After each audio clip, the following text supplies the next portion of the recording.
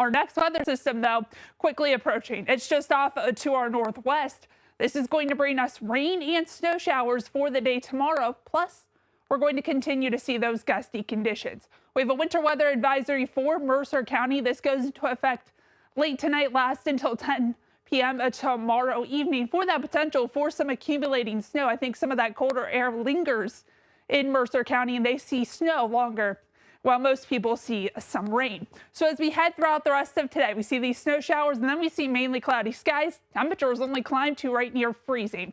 By tonight, that's when that rain and snow starts to push in.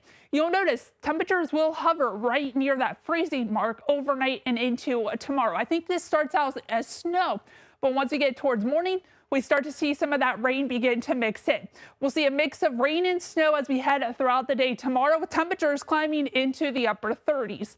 By tomorrow evening, it returns to being all snow, and we see some snow showers tomorrow night and into your Thursday. We will see temperatures drop below freezing, so we'll have to watch for that potential for some slick spots on the roadways tomorrow night and into your Thursday. Thursday going to be colder, upper 20s for highs. We're not expecting a lot of snow, a coating to an inch up to 2 in spots overnight tonight into tomorrow morning, and then an additional coating to an inch possible as we head throughout the day on Wednesday. As again, it will be a mix of both rain and snow here across the region. Once we get past tomorrow, we see colder air work right back into the area.